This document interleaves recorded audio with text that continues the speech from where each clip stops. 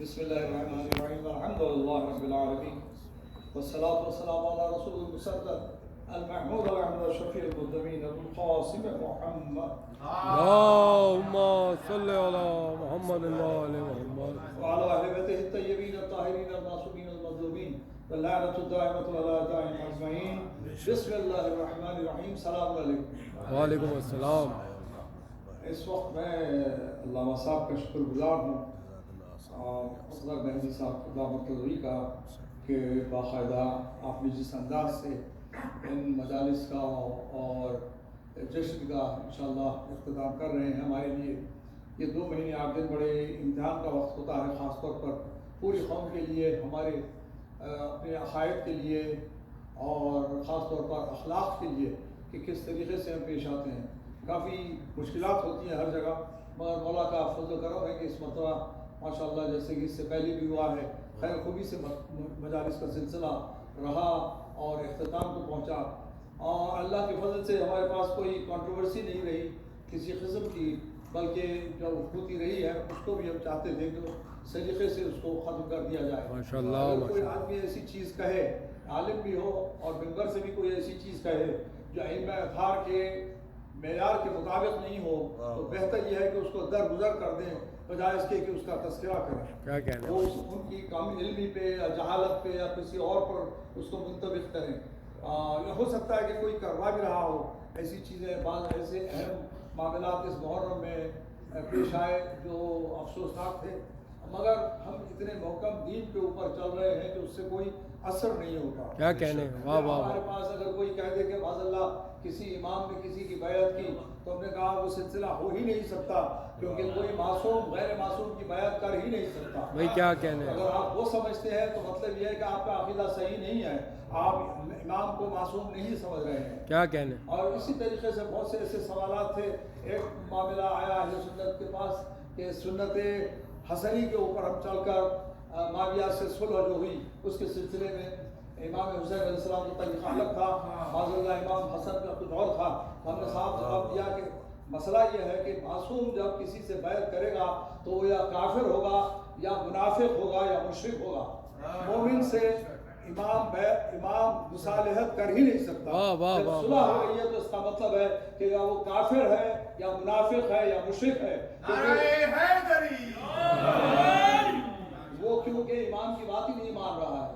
تو جو امام حسن علیہ السلام سے صلح کرے وہ جنت کی صورت نہیں دیکھ سکتا، کیونکہ وہ امام حسن کو پوری طور پہ مانتا ہی نہیں ہے. کیا کہنے. واہ واہ واہ. اتنا آسان ہو گیا. اہل سنت علماء نے بھی بڑی تعریف کی کہ بڑا کام آسان کر دیا، ورنہ وہ سمجھانا چاہ رہے تھے کہ امام حسین علیہ السلام کا طریقہ الگ، امام حسن کا الگ. اور یہاں پہ کوشش ہو رہی ہے اس میں، اور لوگوں کو شاید ان کو بولنے والوں کو بھی اندازہ نہیں ہے، اس کے پیچھے بہت بڑی بڑی تحریکیں ہیں جو آہستہ آہستہ نمودار ہو رہی ہیں. اس سے پہلے بھی اس کا تذکرہ ہوا کہ کیا ضرورت ہے ایک آدمی کو. 2 آدمی اس وقت نورانیت نبی کے اوپر اسرائیل میں کام کر رہے ہیں، حیفا یونیورسٹی تل ابیب میں، کہ نبی جو تھے ان کا نور ہوتا تھا. حضرت موسیٰ کا نور ید بیضا میں تھا، مگر ہمارے نور نبی کے پاس نور چہرے میں بھی تھا، انگلیوں میں بھی تھا اور آپ کی پیشانی میں بھی تھا. واہ واہ واہ واہ. اتنی تحقیق کیوں کر رہے ہیں؟ وہ ایسا نہیں کہ اپنا وقت ضائع کر رہے ہوں، وہ کچھ سوچتے ہیں کہ کسی نہ کسی طریقے سے، مگر اللہ نے یہ انتظام کیا نہ صرف نبی کے پاس نور تھا بلکہ امام رضا اگر آپ اٹھاتے تھے، امام رضا ہاتھ اٹھاتے ہیں دعا کے لیے تو انگلیوں سے نور ساطع ہوتا ہے. تو ایک نہیں ہے، 14 معصومین ہیں ہمارے پاس. تو ایسا سلسلہ نہیں ہے کہ آپ ایک کو لے کر اس طریقے سے تحقیق کر کے ہم کو سمجھانے کی کوشش کریں. ہم جانتے ہیں، اور اگر غلطی کر رہے ہیں لوگ تو ہم کو محکم طور پر اس کے علاج کرنا چاہیے، اس کا جواب دینا چاہیے. یہاں پر ماشاءاللہ میں سمجھتا ہوں بہت سے لوگوں کو اطلاع بھی نہیں ہے کہ 26-27 سال پہلے ایک کوئی ڈاکٹر تھے، سچے دینا یا جھوٹے دینا. سچے دینا نام کیوں رکھنا پڑتا ہے؟ دین تو سچا ہی ہوتا ہے نا.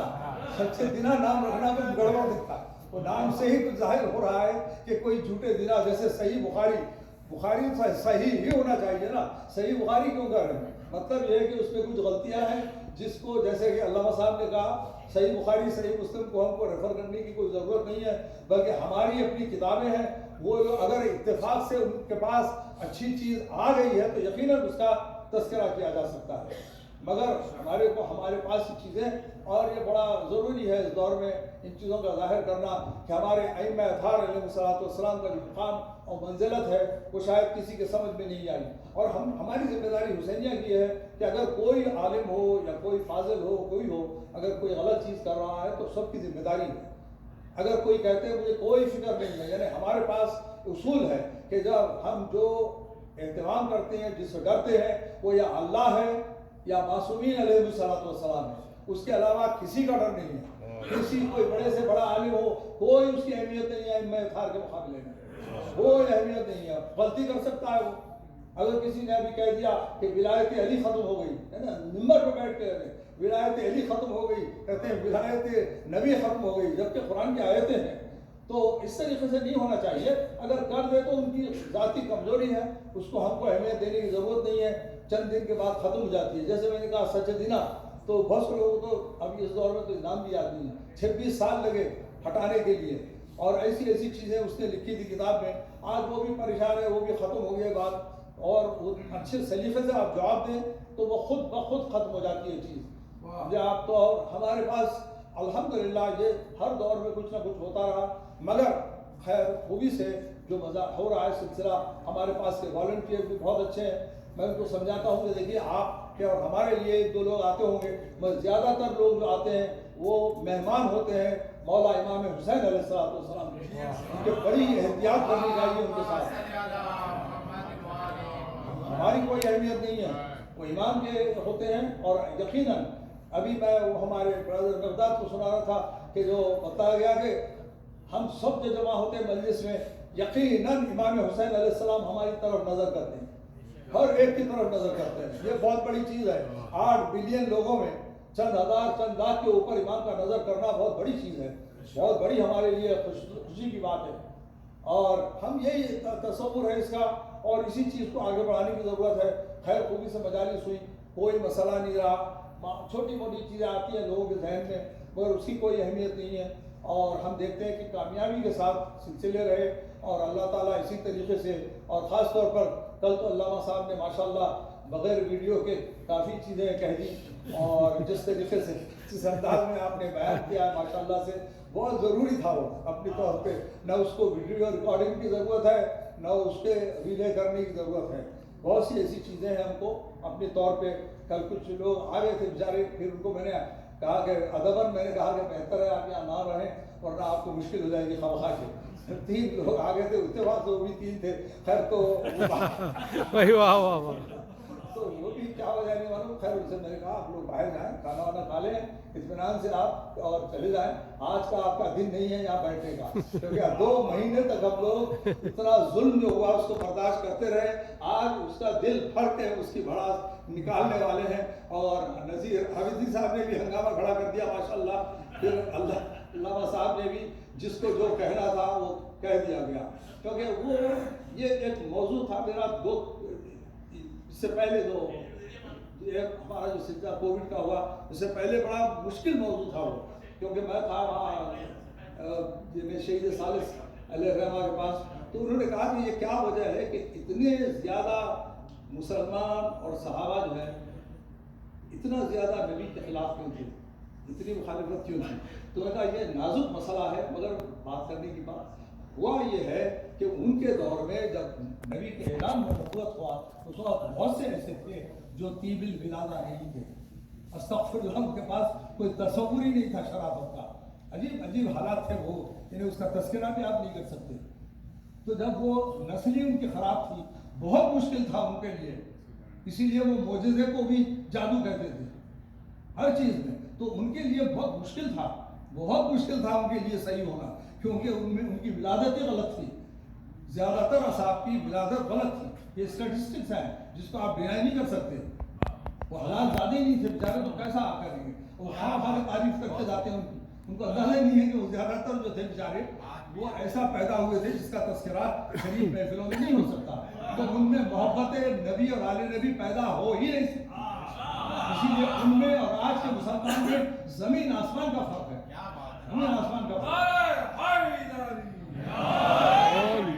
اور ہم کو خوشی ہے اس کی کہ آج جو ہے ماشاءاللہ زیادہ تر وہ بالکل یقیناً طیب الولادہ بھی ہوں گے، سوائے اس کے اس میں بھی ایک نئی مسئلہ کھڑا ہو رہا ہے، سوائے اس کے کہ جو حج کے بعد ہمارے پاس ہوتا تھا کوئی شادی کر رہے ہیں کسی سے غیر اس میں، تو یہ پوچھا جاتا تھا کہ حج کے پہلے پیدا ہوئے حج کے بعد، کیونکہ حج میں طواف النساء نہیں کرتے ہیں، یا وہ مسئلہ رہتا ہے طواف النساء جب تک کہ نہ ہو پھر واپس عورت کی طرف رجوع نہیں کر سکتا انسان، تو بیچارے اگر اس کے بعد اگر بچے پیدا ہوں تو یقیناً وہ مشکوک ہوتے ہیں، تو اس میں کوئی برائی کی بات نہیں ہے، یہ حقیقت ہے۔ تو ہم وہ پوچھ لیا جاتا تھا کہ حج کے بعد والی ولادت ہے ان کی جس سے شادی کی جا رہی ہے یا حج سے پہلے والی، تو پھر مسئلہ وہیں آ کے وہی ہوا جو صحابہ کے ساتھ تھا، وہاں جیسا ولادت صحیح نہیں تھی، یہاں پر بھی پوری گنجائش ہے، اور بیچارے مرحوم آئے تھے ہمارے پیر آصف علی گیلانی، تو یہ مسئلے کو انہوں نے سالو بھی کر دیا تھا، یہیں بیٹھ کے انہوں نے کہا کہ نکاح تو ٹوٹ جاتا ہے علم کو دیکھنے سے اور جو بھی ہے بہرحال، اگر ہمارے پاس آ کے پھر تو تم لوگ پھر سے نکاح تو نہیں پڑھواتے۔ پھر انہوں نے ٹیپ کا بل کہا کہ یہ ہم سنیوں کا نکاح ہی کہاں ہوتا ہے، وہ تو سیوے کچھ پڑھ دیتے ہیں، جملے پڑھ دیتے ہیں، تو نکاح ہوتا ہی نہیں ہے، تو کہاں سے وہ لوگ جا کے اس کو صحیح کروائیں گے، تو نکاح اسی لیے پھر آتے نہیں ہیں، ورنہ اگر صحیح طور پر جیسے ہی علم دیکھیں تو فوراً جائیے، چاہے کہ فوراً جا کے نکاح پڑھوا لیں، کوئی مشکل کام نہیں ہے 5 منٹ کا۔ اگر صحیح ہے آپ کا عقیدہ یہ کہ نکاح ٹوٹ جاتا ہے تو واجب ہے، اگر نہیں ہے تو اس کے بعد کی جو اولاد ہوگی وہ مشکوک رہے گی، اور ہم اسی لیے دعا کرتے ہیں کہ ہر ایک کو اللہ تعالیٰ ہدایت دے۔ اور آج تو خوشی بھی ہوتی ہے کہ میں نے دیکھا اس دن حضرت عائشہ کو بھی گھوڑے پہ بٹھا کر امی عائشہ کر کے لے کے جا رہے تھے، ان کو بھی زلزلہ پہ بٹھا رہے تھے، تو ٹھیک ہے، کوئی اس میں برائی نہیں ہے، مگر عجیب چیزیں دیکھنے میں آ رہی ہیں۔ اور ماہ مبارک سے پہلے یعنی اتنی عجیب چیز دیکھی لاسٹ ایئر، ایک عورت کو تیار کیا، ضبط اس سے بہت اچھے بال اور پلاؤ وہ تیار کر کے کہتے ہیں کہ آپ روزہ رہیں گے تو ایسی حور ملنے والی ہے، تو بیچاری وہ بے پردہ کر کے آپ حوروں کے لیے۔ اور وہاں لندن میں ایک صاحب بیٹھ کے عالم کہہ رہے ہیں کہ خودکش حملہ کرنے والے زیادہ ہو گئے ہیں، اب کے 70 حوریں نہیں ملیں گی، 51 ملیں گی، کاؤنٹ کر رہے ہو کم ہو گئے، شارٹیج ہو رہا ہے، جیسے جہنم بڑی ہوگی نا، اتنی بڑی جہنم بن گئی، غلط ایسٹیمیٹ سے بن گئی جہنم کہ اللہ کا پیر جانے والا ہے جہنم میں، استغفر اللہ۔ یعنی جہنم بنانے والے بھی جو کہا تھا تو معلوم نہیں تھا کتنے جہنم میں جائیں گے، اس لیے بہت بڑی جہنم بن گئی، تو اس میں اللہ کا پیر بھی جہنم میں جائے گا۔ یہ خرافات کو ختم کرنے کی ضرورت ہے۔ یہاں حسینیہ کھلا ہے ماشاءاللہ، آتے ہیں سب آ کے نماز پڑھتے ہیں، بڑی خوشی ہوتی ہے ہم کو، تو بہت چاہ وہ علم کے سامنے نہیں آتے، اب تو نذیر عابد صاحب لوگوں نے والنٹیئر نے باہر بھی انتظام کر دیا، وہاں باہر بھی وہ جماعت کر کے چل جاتے ہیں، مگر یقیناً جا کے کہتے ہوئے ہم حسینیہ گئے تھے جہاں زیادہ تر کافرین ہوتے ہیں، مگر وہاں ہم نے نماز پڑھ لی، تو کہا یہ بہت بڑا اچھا ریمارک ہے۔